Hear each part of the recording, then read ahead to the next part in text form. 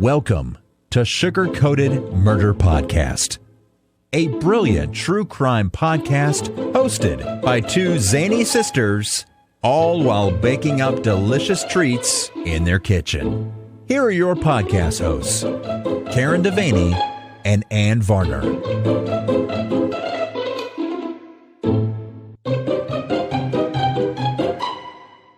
Hey everybody, it's Karen and Ann, and we're back in the kitchen. Yay! We're slaying in the kitchen. Yes, we got another slayer. We got another victim. Oh, no, we call them slayers. I mean slayer, sorry. We have with us this week Connor Flynn. Yay, from Bigfoot Anonymous. Good job, you did your homework. Way to go, Shana. Way to go. And Connor, can you give us just a couple of sentences about who you are and what you do? Yeah, for sure. My name's Connor. I'm an explorer. I originate from Ohio. I moved down to the Florida swamps. I go out and investigate paranormal stuff. I work at a comic book store. I wrote a couple books myself. I'm a musician. I like gaming, sports. I'm a referee. I like doing a lot of stuff, trying to be a Renaissance man. I just dip my feet in as many pools and ponds as I can. And now I'm here, and this is a little bit out of my comfort zone. So it's very interesting. Yes, this week you're going to be a baker. Now you're going to be, this will not be your out of your comfort zone anymore. The last slayer, I won't call him our victim. The last slayer we had, he has made the recipe that we made with him so many times. He's told me that he's going to need to find another recipe. Oh, man. So, I think you're going to impress your mother and your grandmother tonight. I can't wait for that. What are you guys going to make? We are going to make a key lime pound cake. Oh, not complicated at all, Connor. I know. Well, I really kind of went with the key lime theme because of Florida. So that's kind of how I arrived at this cake situation. Makes sense. All right. If you are ready, do you have your mixer? Yes, I do. Okay. So we are going to take your 2 sticks of butter and put them in a bowl. Okay. This big white bowl, right? Yeah, that's good. That's fine. Oh, I'm the trash keeper. Wow. Yes. Look at me. I guess that I know my place. Yes. And also it calls for a half a cup of shortening. So I use Crisco. If you don't have shortening, you can use another half a stick of butter. Okay. I'm pretty sure I have shortening. That is this stuff. Yes. Oh my gosh, look at you. And you need a half a cup of that. And usually, like for mine has little measuring bars. Oh, it looks to me like somebody has measured. Has somebody pre-measured? Yes, I had some extra help, and I'm very thankful. People. I love it that you have people. I didn't have no people. I had myself today. Excuse me. I did some measuring. You did some measuring. She did measure out my dry ingredients for me today, and she's keeping my trash. That's right. So now we're going to cream these two together on about medium speed with your mixer until they get mixed up and creamy together. There you go. Get to work. You can do it. Medium speed. Medium speed, push it into that butter. And I usually start out a little slow and then kind of increase it. Even 1 is pretty high speed going all over the place. I think I can manage. We have a lot of, whoa. You got this, Connor. You got it. We're just getting started and you're already slaying the hell out of that butter and shortening. And then how do you know when it's done? When it's done, when you can't tell the difference between the butter and the shortening. Okay. Getting to that point for sure. All right. Okay. So the next thing we're going to do is gradually add our 3 cups of granulated sugar.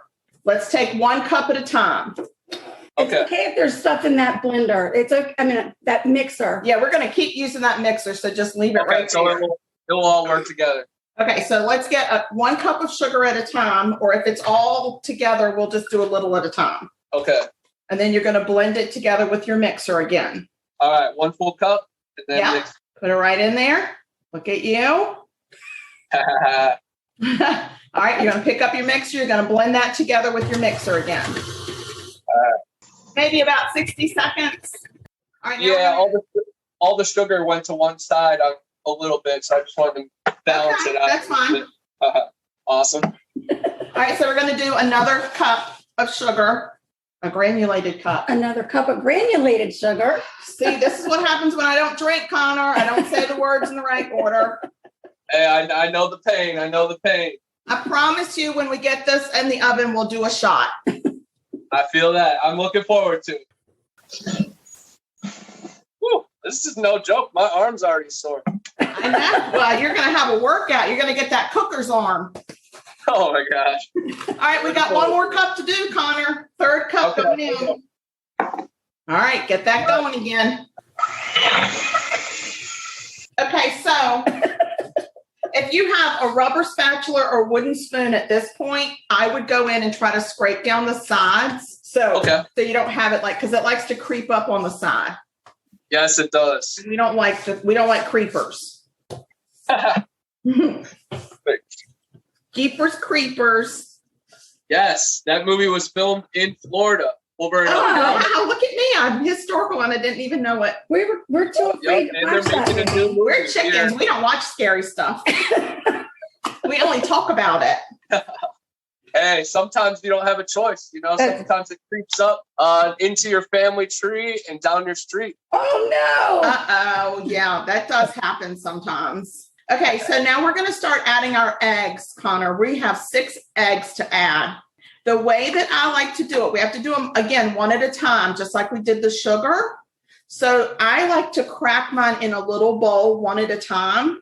And the reason is because I'm incredibly clumsy and I always get shell in there. And that way I'm not trying to pick the shell out of the cake. I'm trying to pick it out of a clear bowl. Oh, and Connor, go ahead. Is your oven preheated? Yes, it's preheating. That's because his mama was there. That's nice. I love it. He's got people. He has people. We all need people. Bigfoot Anonymous is a team of good people. I'm the one, not just one, and then there's a bunch of better minds behind the scenes. That's awesome. Good for you. We're the only people behind our scene. Yeah. All right, so we're going to crack an egg at a time, okay? I'll do it over here. Oh, I didn't get any shell that time. I did good. And then once you do that, put it back into your bowl, dump it in your sugar, and we're just going to give it a quick blend. And it just takes about 20 seconds to blend that up. You just want to get it blended in there, and then we're going to do the next one. Just go ahead and get all 6 in there one at a time and blend them. And then when you're done and I'm done, it's not a race. So when we're both done, we'll go to the next step. All right. Yeah, I like the egg going in there, though. It gives it a lot more fluid, so it starts moving around. Yeah. Yes, it's going to get a little easier. That arm's going to get some rest. Yeah. It looks like scrambled eggs. Yeah, with some butter and sugar in it. You can't go wrong with that. Yeah, for real. That's how we like our eggs down here in the South. Right. Anything with butter and sugar, we'll take it. You hanging in there? I have one more. Awesome. Now that last one, when you go to blend it, really blend it in there so you can't see any more egg. Okay. Sounds perfect. Okay, look at us go. Okay, now you need a separate mixing bowl. Did somebody mix together your flour and stuff for you? I have the flour here. Great. Okay. Does it have the baking powder in it? No, I don't think so. So you're going to put into that flour, and you can just put it right in that bag. You do not need another bowl if you don't want another bowl. No need to have to wash a lot of dishes. So into that bag of flour, you can put your baking powder and salt. Baking powder and salt. Yes, you need. I do have that. It's already mixed. Oh my God, your people are awesome. I know. It's like Martha Stewart over there. Oh my gosh. I mean, I'm kind of envious of you and your people. This is what happens when you become famous and write books. Yeah. Oh my gosh. You gotta write a book so we can get some people. I'm still hustling home from work just to, Us too. go to the bathroom before this, Okay, so you've got your baking powder, and did you do your pinch of salt? Yes. Okay, so that's in your flour bag, which is wonderful news. So you're going to kind of set that aside for a minute. In my bag. It's in the bag.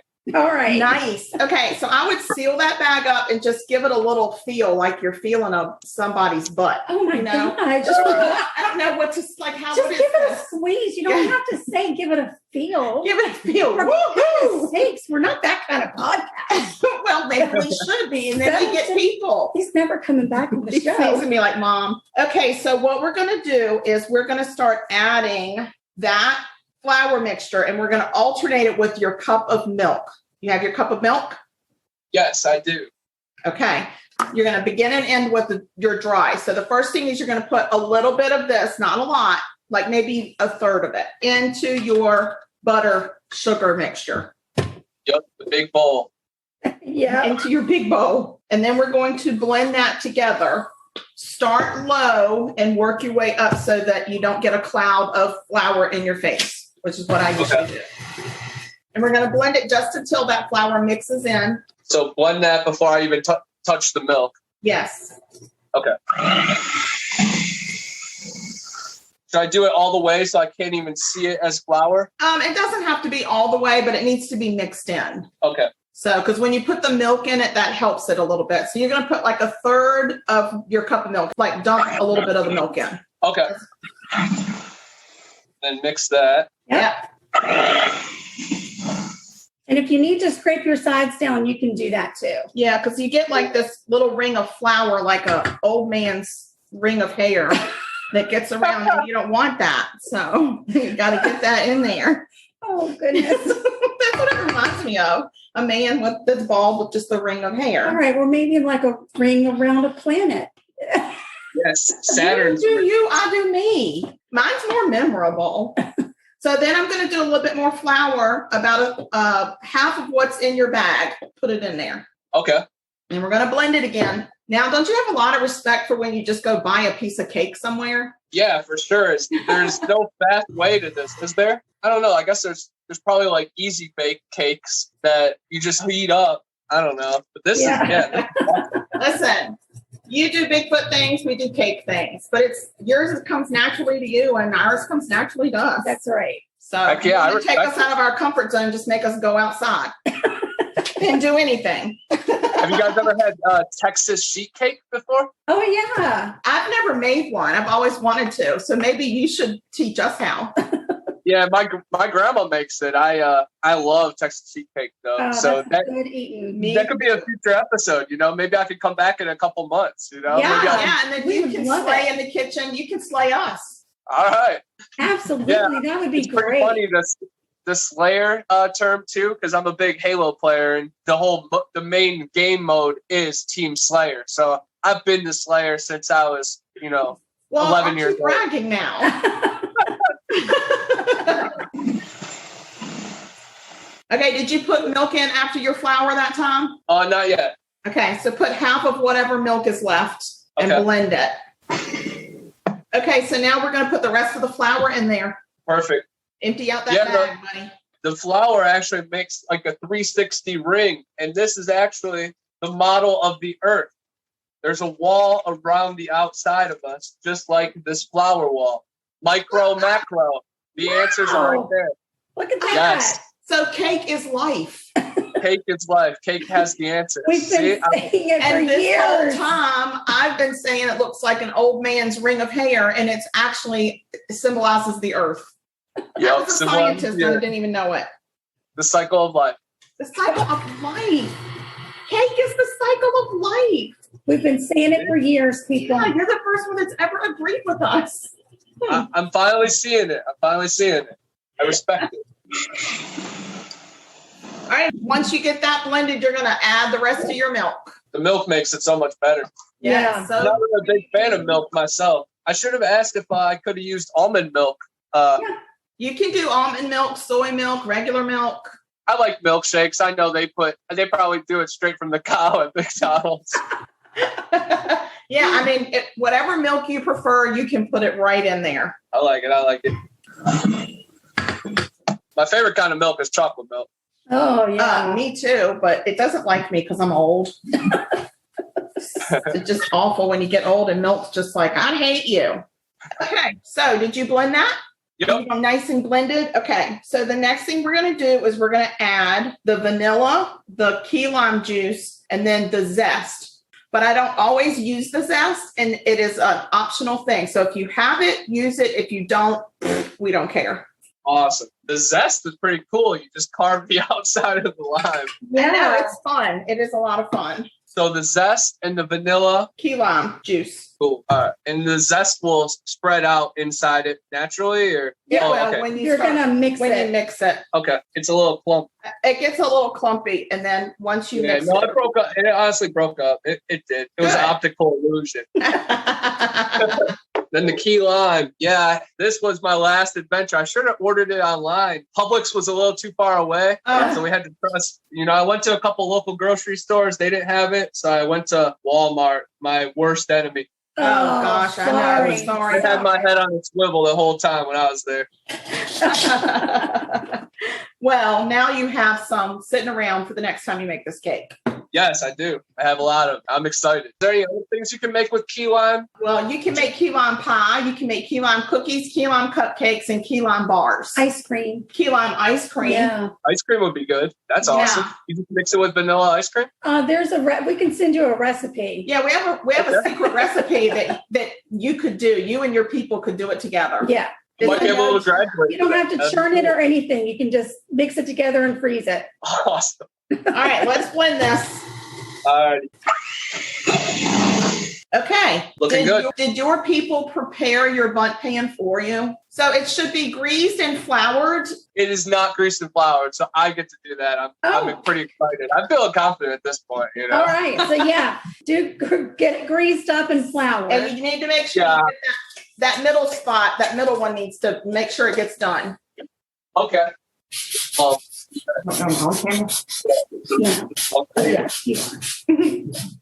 okay. This is pretty fancy. Look at that one. Yeah, it's got the lift out. Oh my gosh, I'm so impressed. We aspire to be in your kitchen, Connor. Are we invited to come cook in your kitchen? Oh, of course. Whenever you guys are in the Panhandle, Florida, you go to the caverns. I can take you kayaking, take you to the Garden of Eden. Wow. Make key lime cake, key lime margaritas. Oh, ooh, now you're talking. We're going to be booking a plane ticket. So I'm going to have to put vegetable oil. And do I just do a layer on the bottom, just very little? A layer on the bottom, the sides, and that middle cone and the middle part. That middle cone part. in the middle. So grease it all up. Okay. So what I usually do, Connor, is I just pour some in there, and then I take my hands or a paper towel and I use it to spread it all around the places where I need it. And it doesn't take a lot. It probably takes less than a whole tablespoon of oil to get all that in. You're going to end up dumping some of the oil out. Okay. That's where it gets a little interesting. This is the technical part. This is where you have to have technical skills.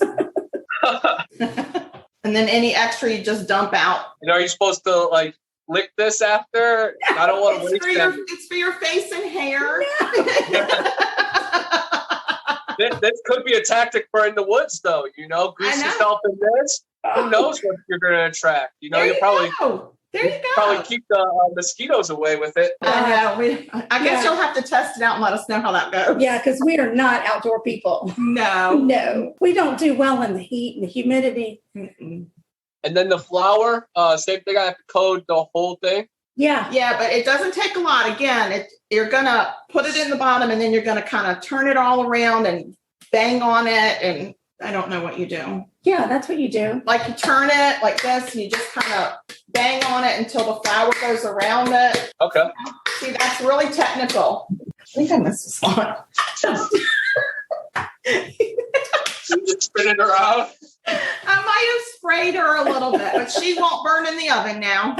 So all the walls should be coated in a little bit of flour. Yeah. Right. Again, this is where you have to have very technical skills. It's probably the first thing they teach you in culinary school. You look like you're wrestling a bear. All right. I have flour on the walls. All right. Okay, now the moment of truth. And then we're going to pour the whole batter into that bundt pan. Okay. I mean, it's easy enough, huh?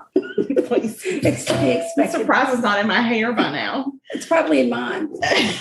No, yours has the flour in it.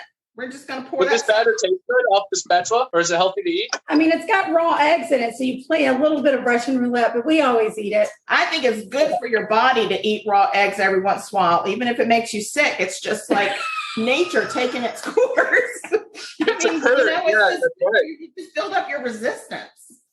Your batter looks really good. Does it smell good? Mine smells really yummy. Yeah, it does. Don't panic. You're doing so good. Thank you. Your mama is going to be so damn proud of you. You're going to be in charge of dessert now every week. I'm looking forward to it, though. I do have a little bit of baking expertise in other avenues. Good. Do you bake bread and stuff? No, I kind of get baked.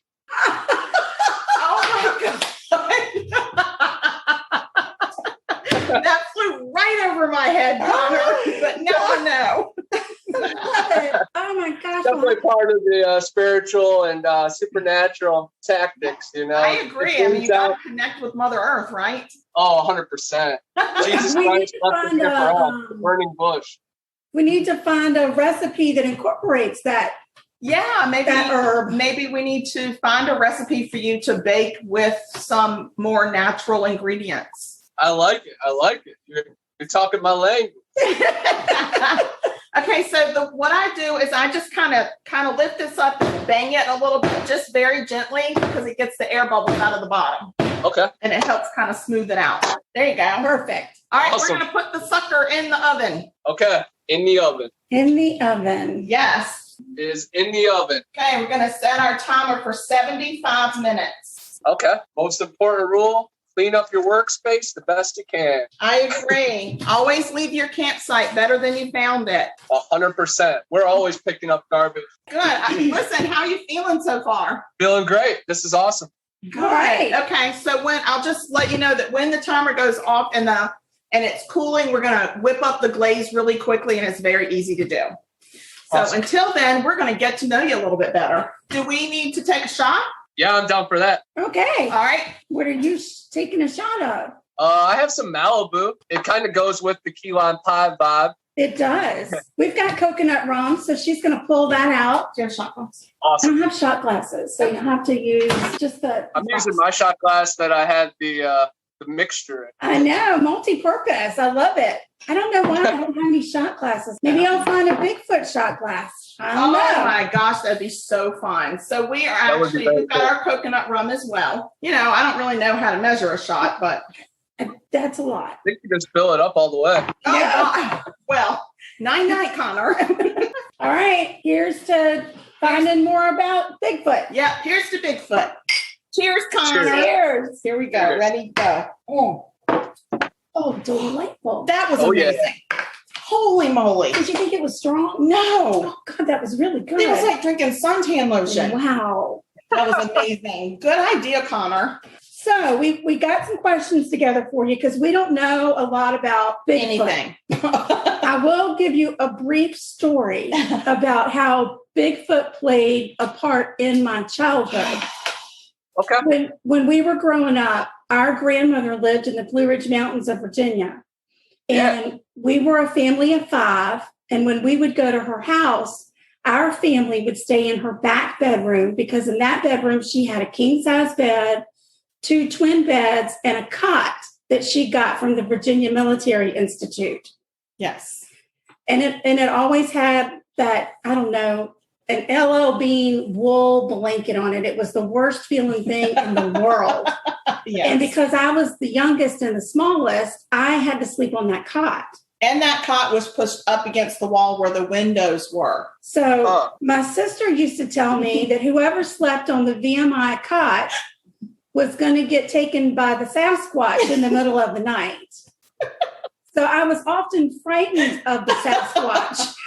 He never came, thank God. I used to tell her he would just reach right through the window and snatch her off that cot. He terrorized me for a big part of my childhood. So she was terrified so long of Bigfoot. And then I got in trouble because my mom overheard me telling her that one night, or she must have said something. And then I was put on the cot for the rest of my life, for eternity. So I got punished. How did the idea of Bigfoot even originate in that, legend and rumor? Like, what did one of the adults say? They're out in the forest around you guys, and then it kind of just perpetuated further? I'm sure that there was a folklore or something in that area that talked about Bigfoot. But I just know growing up, I just knew about Bigfoot. I don't know if it was just something that we just knew about as kids, but we always knew about Bigfoot. I don't know For sure. The Blue Ridge Mountains is a huge hot spot. Hundreds of sightings every year, going back to the 1800s, probably even further than that, but documented since the 1800s. So definitely, you guys were right in the center of that when He you guys really could have gotten me. He really could have gotten me. Shut up. I told you that we got you from the gypsies and they wouldn't take you back. So I was hoping Bigfoot would snatch you, but he didn't ever do it. Connor, sisters, there's something. She's crazy. So I'm going to ask you, our first question is there a term for a female Bigfoot as opposed to a male Bigfoot? Like, do we differentiate? Yeah, not necessarily, but a lot of the females get referred to as the Patty, because the famous Patterson-Gimlin footage, the female Bigfoot from Bluff Creek, you could clearly see she has breasts and she might have even been pregnant in the famous footage. So a lot of the female Sasquatch gets linked to her. But even down here in Alabama, they have the Mobile Wolf Woman. So there's different terms for it. There's not like a certain gender one that I've heard, but I'm sure amongst Native American cultures, there has to be some kind of female word. But a lot of the, layman's, they just say Patty. But Okay. I can say female Sasquatch. That's a big girl. Oh, wow. I can only imagine what that would look like. My gosh. I can't.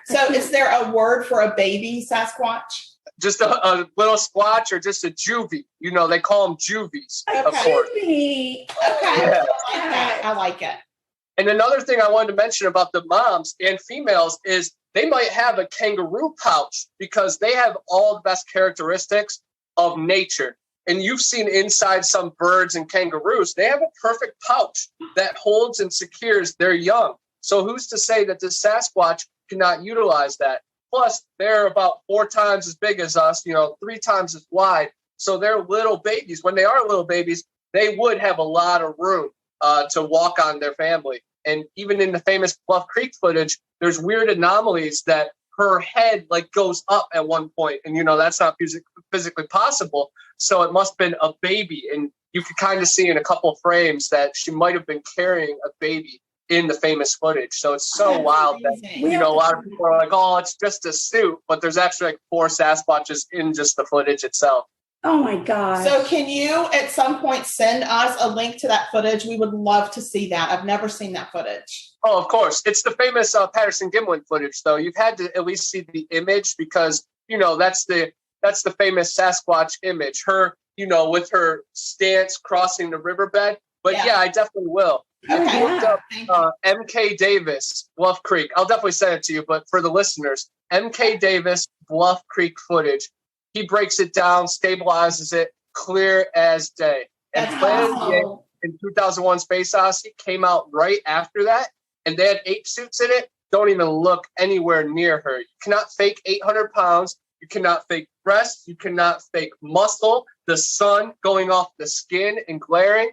It's authentic footage. But there is a deep conspiracy into it. I'm not going to get into that. But if anybody is into it, look it up. M.K. Davis, that wormhole will really send you in some places. It's very interesting. Now, have there been any sightings of babies? Oh, yeah. There's a lot of footage of babies swinging in trees. And then the Independence Yes, and then the Independence Day footage, it shows them in Colorado, a mother holding a juvenile, and you can see the juvie's head moving up and down all around. A lot of people try to say it's a puppet or something. It's very sad. Nice. The truth is here. The proof is here. The evidence is stacking up. That's exciting. That is amazing. So then that leads us to the question about the Yeti. Is the Yeti just a cold climate Bigfoot? Is the species Bigfoot, and then he's got a bunch of different names? Yes, it is. The species is Sasquatch. It's some type of human hybrid, lost relic of this earth, the true earthling, the true being of this planet.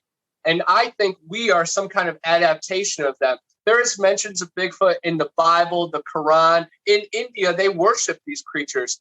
In the United States, we're kind of, inside a bubble. Up in Canada and right here down in Florida, we all know the skunk ape exists. Like, I'm yelling to the rest of the country, guys, like, these things exist. And there's still tribes of people that, don't touch civilization in America and living under our feet as well. Mermaids. There are so many types of human beings out there. And, we're so selfish thinking we have all the answers and we're entitled to it all. We're trespassing. That's all I can say. But That's a to good answer your point. question about the Yeti, it's a cousin species. It originated in the Himalayan mountains, and their handprint and their paw print look a little bit different than, say, Patty. And there's a image of the Mayaca skunk ape, the Florida monster, and she looks different than the monster in California. So there is different variations of the Sasquatch. In Vietnam, they have the rock apes. They're only about 4 or 5 feet tall, really strong. Out here in Tueg, it's a city called Tueg. They have the Tueg stump jumper. It's like a 5 to 7 foot tall creature. Kind of looks like Shrek. He's big and tough, not really long and lanky. But yeah, the Yeti is just a Himalayan cousin. But I've heard the Yeti be called in America if there's a white Sasquatch or the albino Sasquatch, the Lake Worth monster in Texas. He's furry and white. And he's definitely like a Yeti type creature, abominable snowman, they call him. So, yeah, it's a different variation of the species. So why do they call him a skunk ape in Florida? Does he smell bad? Yes, he smells horrible. She smells horrible. But I've also heard different takes on it. I know where the skunk ape term first comes from. It actually doesn't come from smell. It was this original one in the early 1900s, 1800s. It had a white patch going down its center like a skunk. So they called it skunk ape. Oh. But yes, they do smell horrible. You could smell them from, half a mile away. Well, they but a can't lot help of times, it. They live out in the wilderness. right, they go to the bathroom just straight down. They don't even, there's millions of these creatures, billions of these creatures. But I've heard some of the reports of the ones that, kind of neglect themselves. They just go to the bathroom straight down. They don't crouch or anything. So it's all just there. But then I've also heard, yeah, they should do better. There are some that don't smell at all, though. I've heard tons of encounters that no one smelled anything. But that kind of links to this one theory. Don't take good care of them. And they smell. They should do better. And we need to start calling them skunk apes. Exactly. There's one theory about the smell, though, about they eat skunks. And there's some kind of line with their spray that if they're just savages, they'll just eat the whole skunk and they'll eat the line. But if they're actually family members and, taking care of their food, then they'll, pick out that line and just eat the skunk's meat. And I don't think they would smell. And the bachelorettes maybe don't smell so good. But the family man, he's good to go. Yeah, seems 100%. And you have to worry about the smelly ones then, right? Yeah. Well, I'd rather smell them coming. I don't want them to sneak up on me. That's true. But then you get intoxicated and put under a trance from the roadkill, aroma, and you really don't want that either. Just take it as a warning if you smell them and get out of there as soon as possible. Oh, I don't know if you guys are familiar with, missing 411, but a lot of people are vanishing at national parks and deep parts of forest, hunters and children, women, a lot of people. And a lot of them point in Sasquatch's direction. Dennis Martin's case, Henry McCabe, Cullen Finnerty, Jared Adadero, I think all those for Sasquatch cases. There's other ones that people just vanish into thin air or get swallowed up by rocks or trees. I can't say all of them are Sasquatch and the Yeti and Wolfman and werewolves and Creature from the Black Lagoon. Some of them are just weird things like protons and electrons. We have the ability to be particle and waveform. Most of the time we're particle because we're solid, but in a true moments of being us, true being a human being on this planet in the right place, right time, right frame of mind, you could become waveform.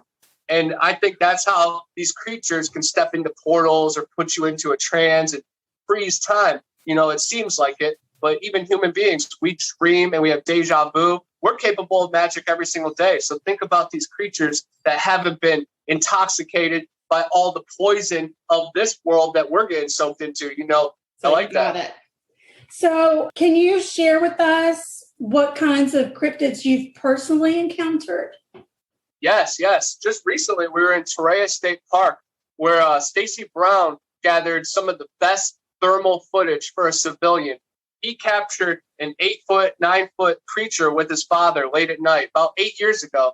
And he's a legend down here. And I'm a good friend of Stacy's. But I was hiking in Torreya State Park with my buddy Ninja Ronnie, who is a military veteran. And now he's a hunter and a gatherer, just an outdoorsman all around. And we were on this long path And about 2 miles in, circling around, and we stopped for a little break just for some water. And we heard this huge boulder get thrown behind us. And we knew we were in this deep area that's like really mysterious in a den. I really think there's caves down there, and there's a whole family of creatures. And I think it was the father warning us just to get out of there, because you're in his domain. You could just feel the presence. The trees are just silent. And I know that sounds silly, but they stand still. They could stand still. The bugs don't chirp. The birds don't make a sound.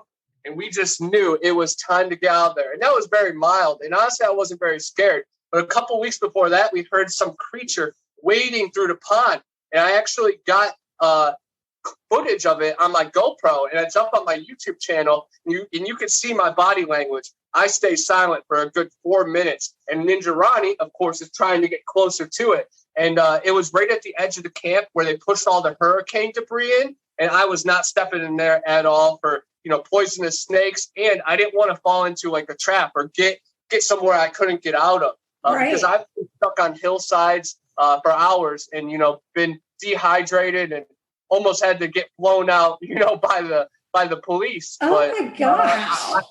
Over in the Honey Island swamp, I got a picture of a strange carcass, and I've been taking pictures and footage. And when I was watching it on 25%, speed, I actually got a picture, a still frame of a tree peeker, this dark face with a big eye looking through. I have it right here. I'll grab it. The Honey Island swamp is famous for the rougarou. It's a type of werewolf. We've heard of the rougarou. We've heard of that because we watch Swamp People. Yeah. Yeah. Oh, yeah. It's that territory. They talk about the rougarou. We don't need to tell people that. Oh, sorry. Everybody. Oh. Yeah, this is the carcass that I took a picture in the Honey Island swamp. A lot of people say it's a bloated gator or a deer, but none of the gators ate it that were sitting there. There's about 1,000 gators in the region, in the coast area, and that would be a prime target.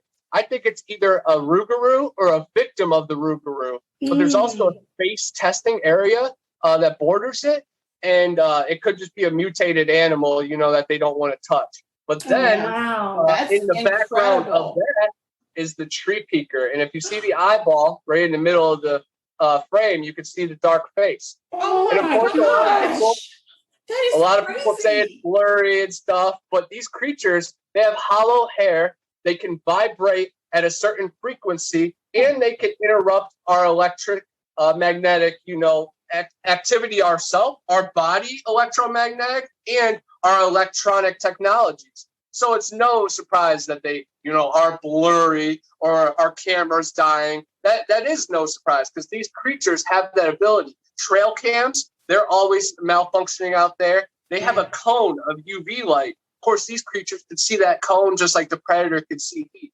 It's easy as could be. While I got the pictures here, I might as well show you the picture of the giant bone. I actually have the giant bone right over there, which is super cool. I know we'll touch on that a little bit later. That will just tease everybody. But yeah, that is the first metacarpal thumb bone of a mound builder, of our ancestors. That's crazy. Very cool. And then this is my proudest picture. This is the Florida skunk ape. This is taken along the Chipola River.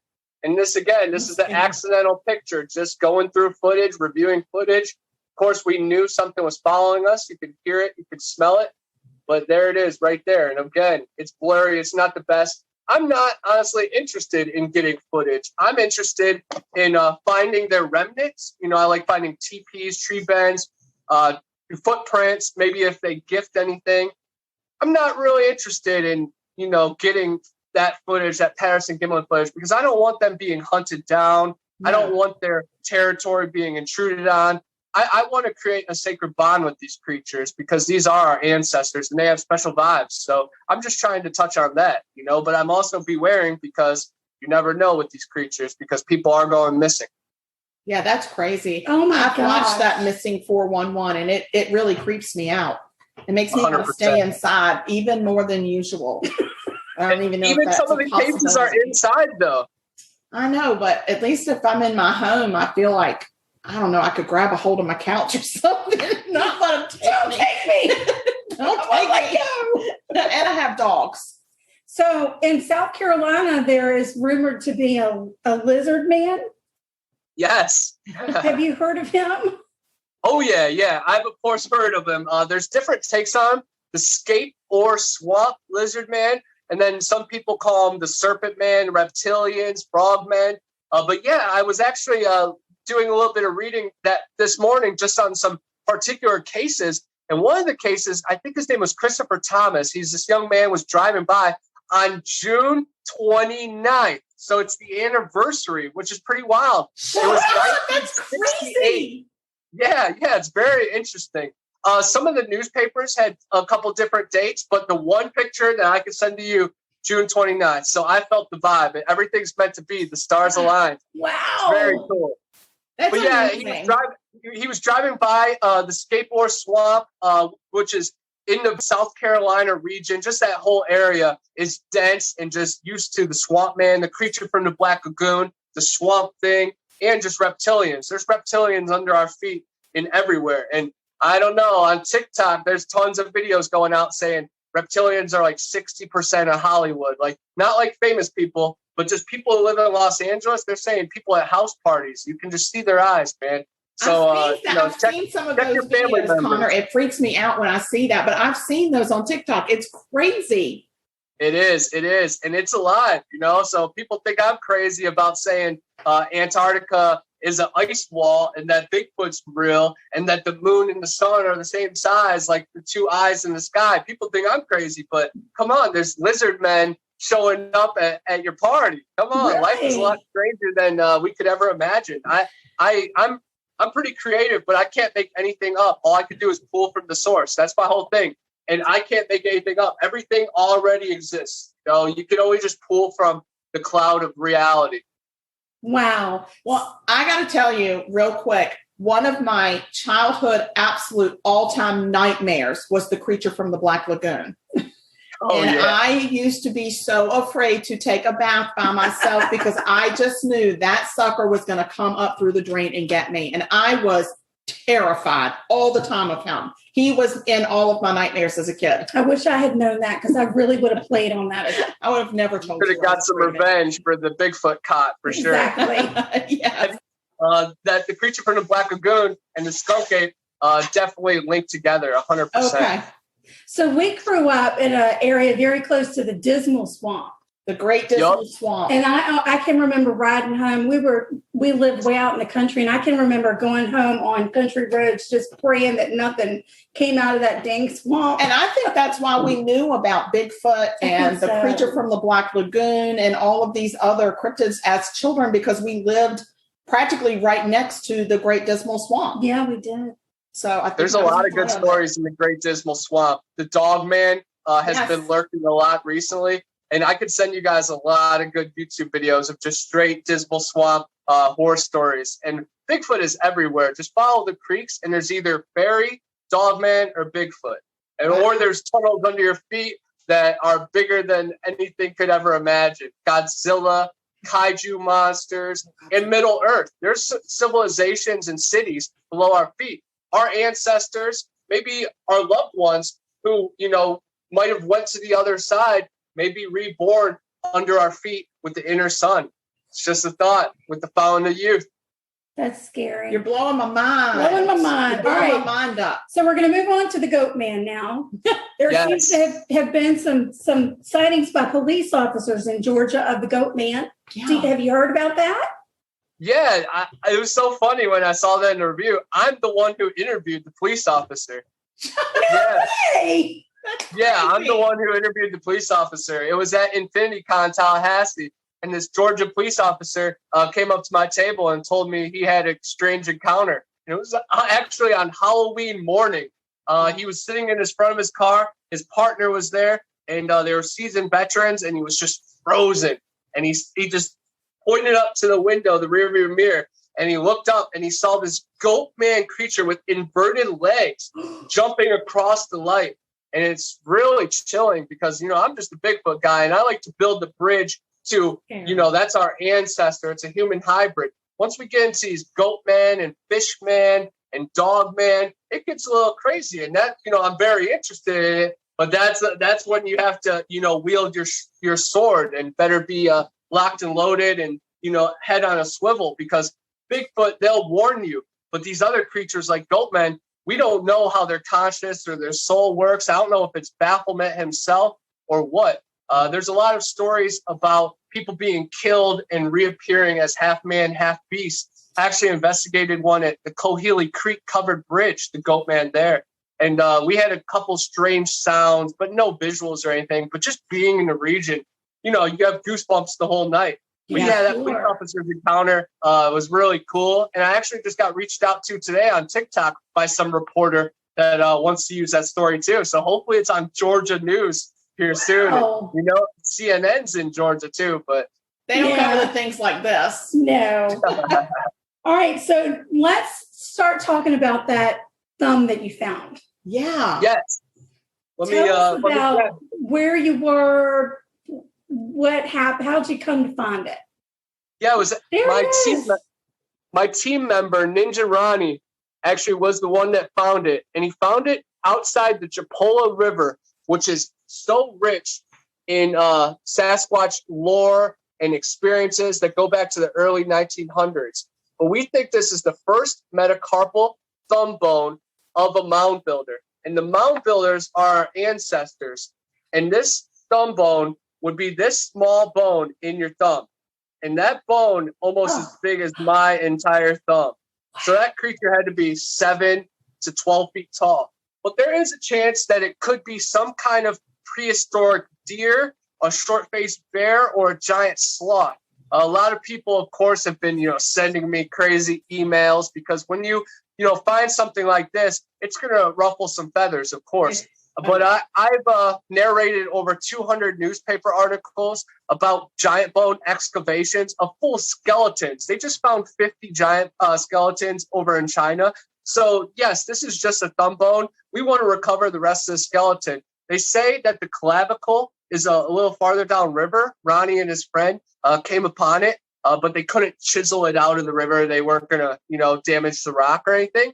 It's been really bad floods since Hurricane Sally. We actually just kayaked right down there 2 days ago, and it was incredible. And we floated right over where the discovery was made and right where he says the clavicle was.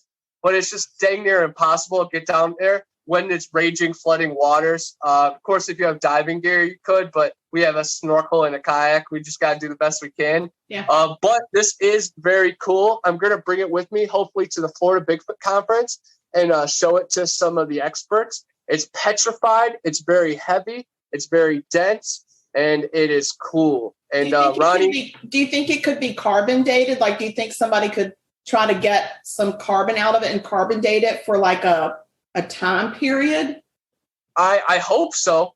Some people say once it's petrified, you can't do that, but I'm sure there's some kind of way you could find out the information. The details where it starts chipping away, that I've been told it's arthritis, so that's pretty cool. Oh. Like seeing the the exact things where it chips away a little bit. Like so many mounds. Yeah, like all the packing of the mounds. It would like metacarpal. What's that called? Carpal tunnel. Oh, metacarpal tunnel. And just everyday existence, your hands have wear and tear, and if these creatures live to be 200 years old, 300 years old, then they would have some arthritis. If they live as long as Cain from the Bible, you guys know he's immortal. And the Mormon, the Book of Mormon, Joseph Smith, he actually found Cain in the 1800s. And that's a big part. And that doesn't make me a Mormon, but that should make every Mormon a Bigfoot person, of course, because Cain was as tall as Joseph on top of a horse, and he was covered in hair. And I still think, Cain has his descendants and he's reproducing. So that's, exploding the chain. But there's more of them than there is of us. We have skyscrapers and little basements. They have miles of caverns below our feet. You know how many people live in China in the caves? Like 21 million. Think about the caves underneath everybody's feet that go down for so many worlds and civilizations. Yeah, I mean, I'm glad you shared with us that story about the tunnels in China, because I used to try to dig my way to China, and now I'm thinking it's really good I didn't, because I could have come across something bad. Yeah. At the Yeah, beach, you would we have used to fell always right in try the to Middle dig Earth or a China. portal. Yeah. Yeah. Yeah. I am not big on the globe model. I am big on what the Bible describes: the Sheol, the ancient conception of the universe. The sun and the moon are above us. Above that is heaven. Up is up, down is down. Hell is below our feet. Heaven and the angels are above. I just read a lot. I stay up late. I like the Bible. I also like sci-fi movies.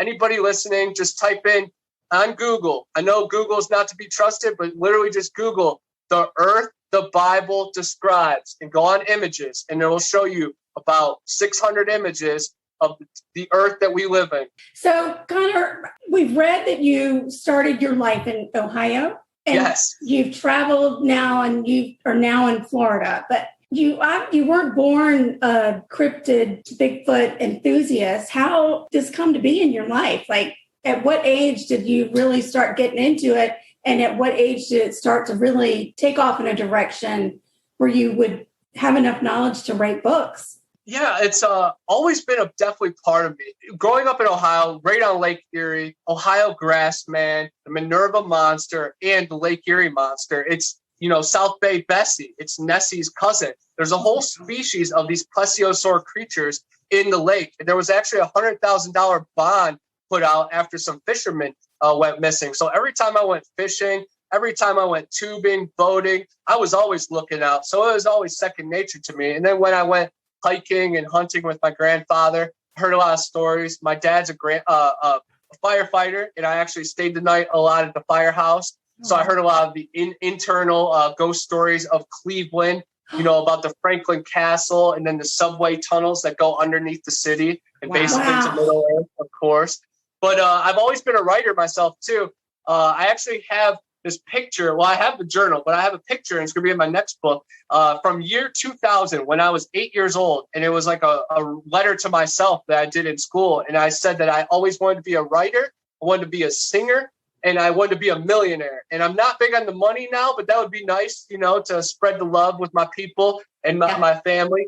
But I also know that money is the root of all evil. I just want enough to get by and just survive. I could just buy time. That's all I need. I just need time and good people around me. Or any money that comes my way gets reciprocated back into investigations and back into life. That's what it's about. So I'm just trying to hold on and appreciate my time and enjoy my time. Even Kodak Black will tell you that. Oh, there you go. There you go. I accidentally have some of his songs on my iPhone because I somehow got my son's iTunes playlist got merged with mine. And now sometimes he pops up in my music in the middle of a Barry Manilow. Like I'm Barry Manilow and out, and all of a sudden I got this guy. And Kodak. Hey, listen, I'm going to check on my cake just because I smell it. You might want to just look at yours and look and see what color it is. All right. Mine looks tan. It looks good. Oh, good. Yeah, it smells good, too. Yeah, it smells so good. Oh, time for another shot. I was just we're on a mind meld right now. It's crazy. I mean, my head's already swimming from the first one, so. I overpoured. You overpoured. I'm so sorry. I'll give you, I'll match it. Yeah. Cheers. Cheers to you again, Connor. Oh, this is fun. We've got a new best friend. So you spend a lot of time outdoors and you camp overnight and all that stuff. Do you ever get scared? Oh, yeah, definitely. The more I know, the more I get scared. Back in the day, I used to get crazy. I'd do mushrooms and stay out in the forest all night. Now I'm definitely a lot safer. I always have a buddy with me, or try to have a buddy with me. And then I try to talk to my mom and tell her where I'm going to be. Just because I've heard all the protocols from David Paulides, the difference between 12 hours and 24 hours of searching could be it. It is terrifying, but I also know that if I send positive vibes, that they know that I mean them no harm. I'm usually unarmed, so they can't smell gunpowder on me. I have no ill intention. I'm just trying to vibe with them. They can warn me to get out, and I'll get out, or they can bring me in and embrace me and maybe grab my hand and send me into a knowledge trip, or even take me into a portal. But I do want to come back. I want to be in this. What if you don't come back? Your mama would be so upset. She would be sad. It would be horrible. But sometimes you don't have a choice. You're leaning on the back of a boulder, and that boulder will just suck you up. Boulders have special electromagnetic activity. A lot of the missing 401 cases take place in boulder fields. And if you look at them in, electric thermal vision, it's all just shock waves. So it could just suck you in. Things get weird. She scared me. She thought it was Sasquatch. I was checking to see if she was solid or not, but she's solid. Oh, they're solid. Yep. I didn't mean to scare you. Just reach out and touch. I'm gonna be late for work tomorrow. I've had too much to drink. My sister scared me to death. I had to drink myself to sleep because I was too scared. Oh my God. I'm not going to take my dogs out I tonight. know. I'm going to be so scared I know. of the frog man. Oh my God. I know. So we have here in South Carolina, we have the gray man or the gray ghost who appears on different beaches right before we get like direct bad hurricanes. That's always been something really interesting to us. And also in the Outer Banks, they have the same they've got apparition. somebody, yeah. Right when you said that, I thought the Outer Banks 100%, because that's like the Bermuda Triangle of the Carolinas. And we actually went on a cruise to Bermuda Triangle, and that was pretty magical, just sitting on our balcony at night, those waves out there, and just thinking there's alien bases and entrances to Middle Earth. Man, it's wild out there. Again, I would be terrified to go on a cruise to the Bermuda Triangle. I would love to go to Bermuda, but I'm scared to even fly there. There without going through the triangle. Yeah, could we go through by way of Boston or Canada? Come at it from a different angle. Yeah. Once you're out there in paradise, you drop your boundaries, and man, that's when the ghosts come, and that's when the octopus shows up. There was actually a sound. Is the Kraken? No. The Kraken, 100%. You're right on there. No, not the Kraken. I think when you drink rum, it summons the Kraken. The Kraken. Oh yeah. There's a Kraken rum, and it's gotten me in some trouble before. Oh no. Off the Kraken, the Kraken rum. The Kraken, yeah, it's a black bottle. That is hysterical. I love that. So we've spent a lot of time in the Outer Banks growing up. That was the beach that we went to. We spent Thanksgivings there, summers, springs, Easters. We still do Thanksgiving there. Yeah, we're going there this year for Thanksgiving. So the Outer Banks, awesome. That's got a lot of legend and lore there that we've definitely been very privy to. Growing up over the years, it's a pretty interesting place. To me, it's magical there. There's just no other place like it. 100%. Ships disappearing, a bunch of serpent type creatures, pirates, of course, going back to the old days of them actually like battling the Buccaneers.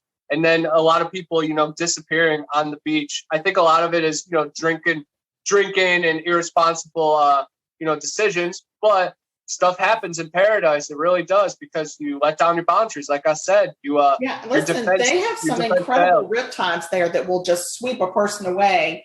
That like a grown man. It's just crazy. So yeah, I think that there's something to that. You don't see the types of currents like that in other places and other beaches. So it really definitely is a different place. And I got to tell you, I've seen some people there that I think are still pirates.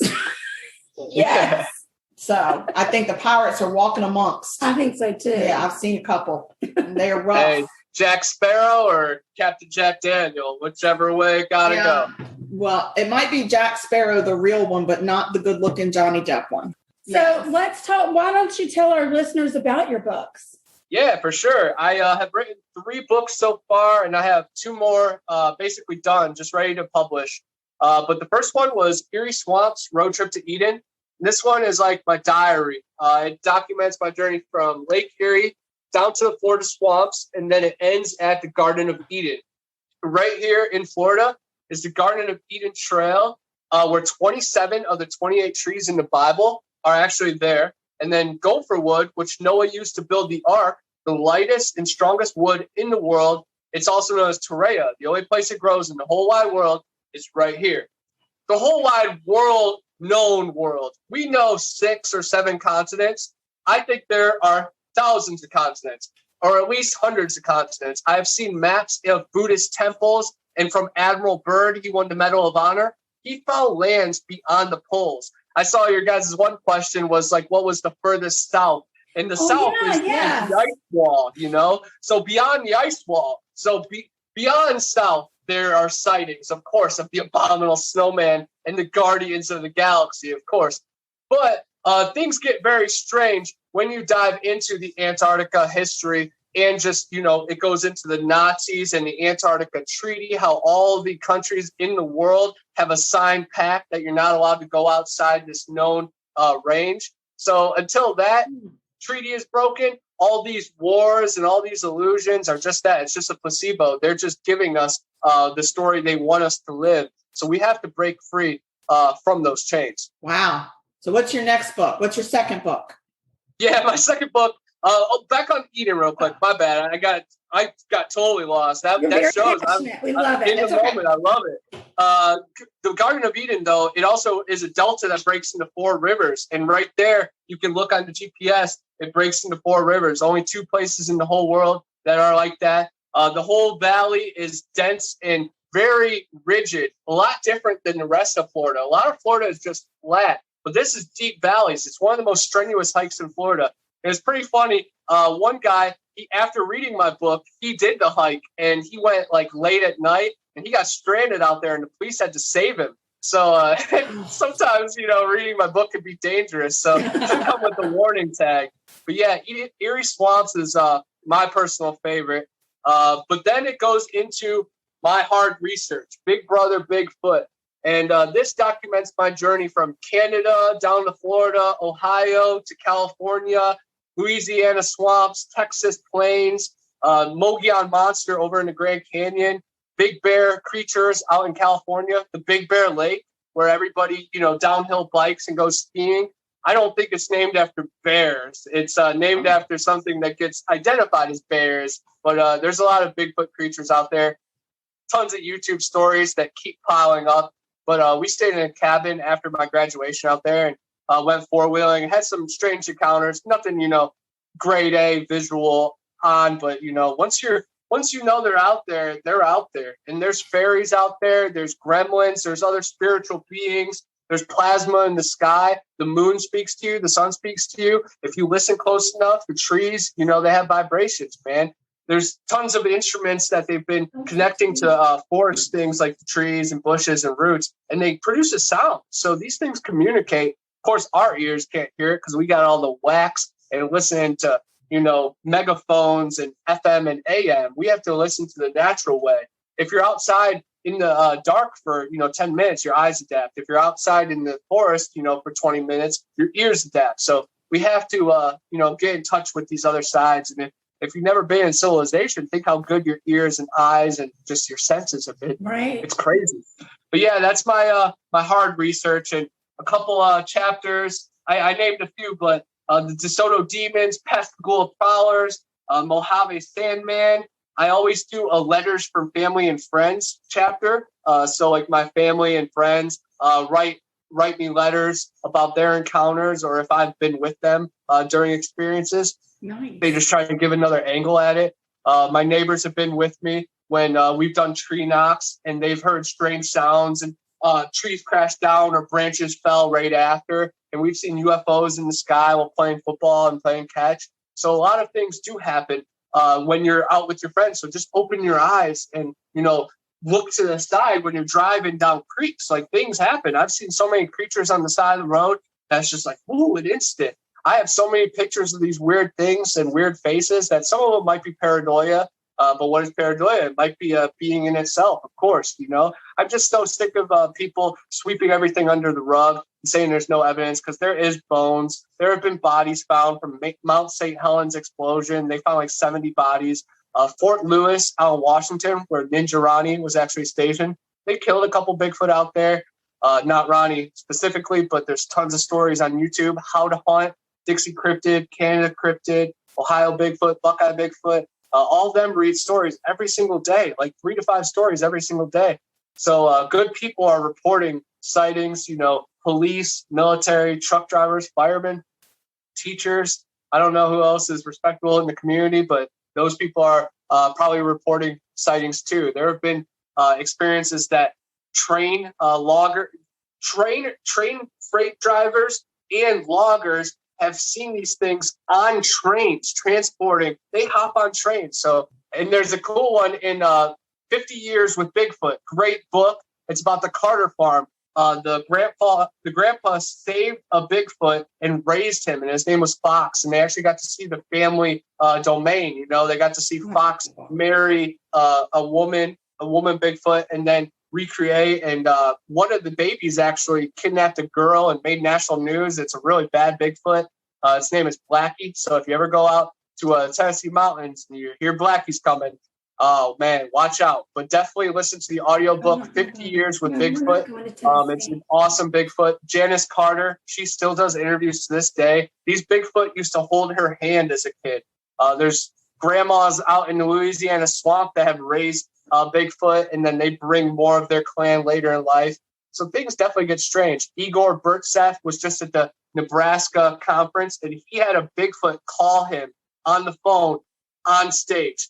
What? One of his friends in Russia lives with Bigfoot and had it communicate with them. And you could hear the samurai chatter. There's tons of recordings of Sasquatch. I have them on my own YouTube, but there's tons of good ones that you can hear clear voices, and they have diaphragms that go way deeper than ours. Their vocal tendencies are impossible to us. So, you know, humans cannot recreate it, not even the best mimickers. That's amazing. You're just so full of knowledge. That's what really just Love it. You're very young to us. You're very young, and you have just this brain that's so full of juicy knowledge and passion, and it's so refreshing, because I think that today we have just this whole cycle of youth that's glued to screens and they're addicted to blue light. And it seems like that you somehow escaped that, and you are of a generation that just really embraces the outdoors and the wilderness and nature. And I find it so refreshing. Yeah, me too. And I love to hear your stories. I seriously could sit and listen to your stories forever, Connor, and especially if I were at your house and we were taking some shots, maybe. On the inside with the air conditioning? Yes. Yeah. With the AC. That AC is like so important to us, but it's okay. But it is important. You can dim the lights for effect or whatever, but yeah, we're scared of the dark. So I don't mind a campfire if I'm having s'mores, but once I've had my third s'more, I'm inside. Like, I'm done. That's fair. That's usually my rule too. About 3 or 4 s'mores. Yeah, and then I'm being forced inside anyway. Yeah. But I definitely appreciate the kind words. I try to stay positive, and I definitely have a ton of fun knowledge. I couldn't tell you the order of the planets or anything, you know. But well, I try to find the balance between it all. So if you need to learn the order of the planets, if you watch Blue's Clues, there is a song that teaches the children the order of the planet. Listen, you were brave today because you came in out of your comfort zone, and I can't wait for you to slay your cake. Heck yeah, I'm super excited. We'll have to make the glaze too. What should we time that up? Maybe we can go ahead and start the glaze now if you want to. Are you up to it? Yeah, let me just bring up my last book real quick. I forgot there's a third book. So, yeah, I had it here. You know, if they read the first 2, I don't even they'll find the third one. I don't even have to tell them, but they'll find it. It's called Monsters and Mysteries Around the Corner. It's all about how you don't have to watch scary movies or go seeking these monsters like we were talking before. They will find you, your family tree or down your street. Monsters and Mysteries Around the Corner. Talks about me road tripping from Florida to California, living on the road. First chapter is about my house. A lot of people thought my house was haunted growing up back in Ohio. And I had a lot of strange encounters outside. Actually, was chased by something in the woods when I was meeting this girl by this back street. I was trying to sneak her in. I was running from the. You were meeting a girl by the back street. That was her dad chasing you. Yeah, it was her dad. My mom was home, so I had her parked like in the back road, and she was late. And I was waiting for her out there, and she didn't show, and something ran at me, and I beelined it on a straight line to my back door, and I ran into a garden stake at my neighbor's garden. I broke my collarbone, and it punctured through my lip really bad. Oh my parents thought I was like drunk, and I was very self-conscious about it because my whole face was messed up for like 2 weeks. And I was working at Family Video, this movie store back in the day. I had to deal with it. And there, I didn't have much of an explanation other than something spooked me in the woods. And then other times we were doing Lucy during blood moon eclipses, and we felt strange things beyond my barn that we thought were deer, but it was something much bigger. But it didn't eat us. I think it was just tapping into our frequencies. And our listeners can find your books on Amazon, right? Yes, they're available on Amazon. And if you search Connor Flynn, CONNORFLYNN, Eerie Swamps, Road Trip to Eden, Big Brother Bigfoot, Monsters and Mysteries Around the Corner, and they're part of a series called His Story Rewinds. It's kind of like His Story Repeats, but rewinds. I like film. I'm really into cinema. I review films as well. I actually just appeared in this movie called Zillafoot. It just came out last week, and I play myself. And I warn the military of impending doom, and they don't listen to me. And of course, the monster comes, and I'm proven right. Hopefully I'm in the sequel. I didn't see myself die on screen, so hopefully there's hope. That's also available if you just look on Facebook and type in Zillafoot. If we sell 200 copies, it gets a widespread release, so maybe it'll be at Walmart or on the Sci-Fi Channel. But man, it is a goofy, bad sci-fi movie. But my scenes are really fun and nice. I'm very proud of it, and it's right up my alley. So it was super cool. Jack McClellan post that on all of our social media, so hopefully you'll get up to 200 very quickly. Yeah. Heck yeah, thank you. I appreciate that. I bought one copy myself, and I wanted a free copy because I was in the movie, but it came with a poster and a postcard. So nice. The $22 was well spent. Okay. All right. Well, let's get our glaze going. Let's. All right, Connor. We need a cup of powdered sugar. You probably already have your cup already measured because of your people, but I don't. Oh, in here. I'm blind. All right. I have powdered sugar. Okay. So you got your powdered sugar. We need 2 more tablespoons of our magic key lime juice. I do have that. All right. So 2 tablespoons. I'm going to measure it. Do I pour all the powdered sugar in there? Yep. 1 cup. Yes. Powdered sugar is the best. Yeah, it is so fun. That makes sense why glaze tastes good. I never really knew powdered sugar was in it. Okay, and then we're going to do a 1/2 teaspoon of vanilla. All righty. I don't know if you know this, but Ann and I are making our own vanilla. Wow, that's very cool. Yeah, we're going to sell it. It's called Killa Vanilla. Well, I will definitely get some, and I will post it on my page. I'm all about El Natural. Yeah, that's what it is. Okay, now we just need I'm going to use a fork. You can use a small whisk or a fork, and we're just going to mix this up. All righty. I'm just looking for my little tablespoon scooper. Oh, there's my timer. So 1 tablespoon of vanilla. 1/2 teaspoon of vanilla. Okay. Half of that, and then dump that into. Yeah. That stuff is strong because it only takes that little bit. Okay, so so what you have is you've got your key lime juice, your vanilla, and your powdered sugar. And you're just going to take a fork or a whisk, whichever one. You got a whisk. You're just going to whisk it around, and it's going to look like this. You're just going to whisk it until you get the lumps out. All right. Flick of the wrist. Yep. Just give it a whisk and you're working out those arms again. Yes. And my timer went off, so I'm going to pull my cake. Okay. Oh, yeah. I saw Connor had his people pulled his cake. My people pulled the cake. Yes. I got to get me some damn people. My people didn't pull nothing for me. I hope I don't let my people down with the taste. I hope it tastes good. Oh, I think they're going to be so impressed. If there's another question, give them a shot of Malibu and then let them taste it. Yeah, tell them the more rum they drink, the better the cake is going to taste. 100%. And, I definitely will. You get in touch with Mother Earth with those vegetables that you smoke. It'll taste even better. So how's that glaze look? It's looking good. Does it look glazy? Yeah, I might make this on if I'm running low on my toaster strudels. Yeah. Perfect. As a matter of fact, I will get the toaster strudels and throw out that icing that comes in those little packets and just make this and drizzle it right over there. So what does your mom think of all of your adventures that you take? Is she a believer in all of these things, or is she that was part of your chair? Yeah. It's okay, but if Ann falls, it's because I just pulled something off the back of her chair. I don't know why it was there. But my mom definitely supports it. She watches all the Bigfoot shows, so that has definitely been a part of all my journey. And then she grew up on a farm, and she grew up on Lake Erie, and then fishing on the Ohio River. So she was there for a lot of it. She's not a hunter herself, but she does like to shoot targets.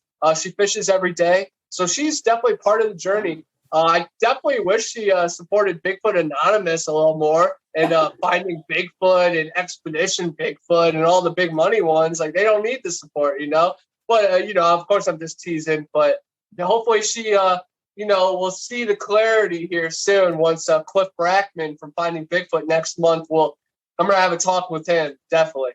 I think that probably she's just waiting for you to make it big so that she feels some of that support come back to her. Yeah, she definitely was proud of me after the books got published. That was a big milestone. And, you know, I was very proud of that, definitely because I'm on the outskirts of society and I left college early because it, you know, wasn't making sense. A lot of stuff was happening back home. A lot of wrongs haven't went right, you know, and publishing the books definitely meant a lot to me. It hasn't really changed my life financially. It's probably put me in the hole, honestly.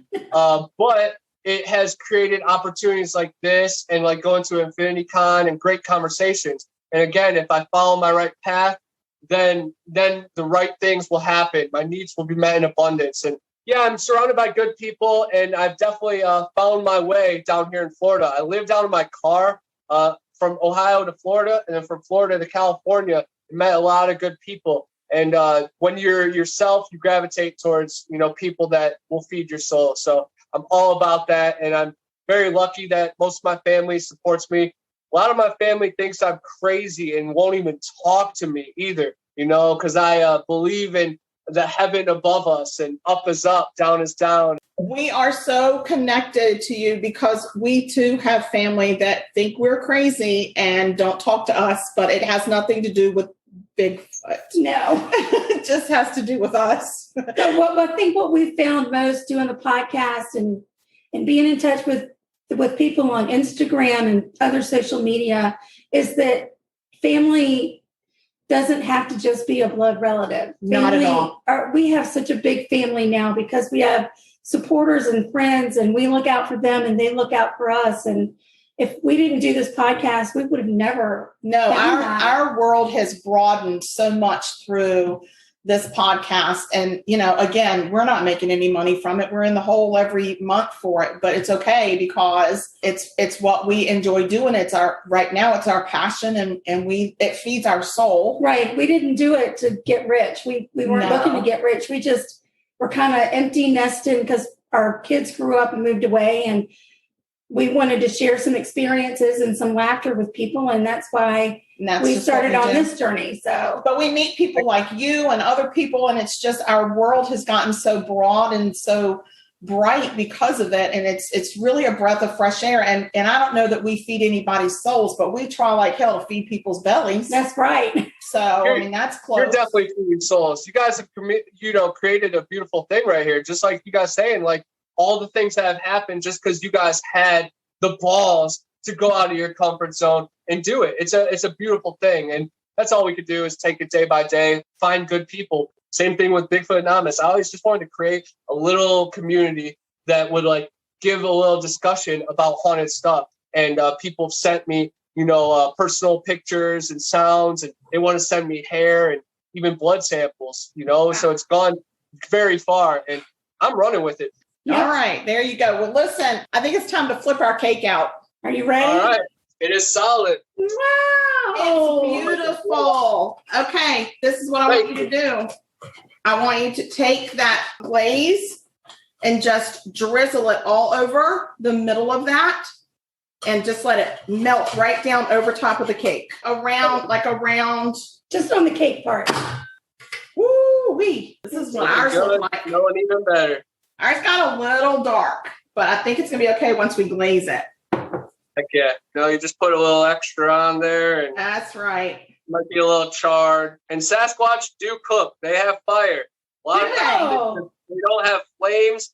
Deep in the caves, definitely some tribes do. I know some people, some of the Sasquatch probably don't know how to create fire, but the elders, the true ones, the ancient ones, best believe, of course. So is a group of Sasquatches called a tribe? A tribe, a clan, a group, a family, anything that is the native tongue around that. Bunch of boogers down in Louisiana. Did you say boogers? Yeah, boogers, the boogeyman, that's Sasquatch. We've all heard of him. And the Grinch, he's a hairy green guy that lives in the mountains that doesn't like people. Sasquatch, it's always been surrounding us. And there's been a bunch of animated movies that came out recently. Abominable, Son of Bigfoot, Missing Link, Littlefoot. Yeah, Smallfoot, I think. Because it was from the Bigfoot's perspective, and it was talking about humans, like the Littlefoot.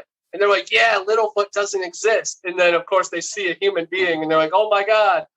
So that's pretty cool. But all those animated movies have a lot of truth in them. They heal the forest. They can heal themselves. They have mind speak, and they have infrasound and echolocating like dolphins and bats, and they can camouflage like octopus. All right, I'm going to cut ours. Okay. And you cut yours. And then we're going to taste it together. Awesome.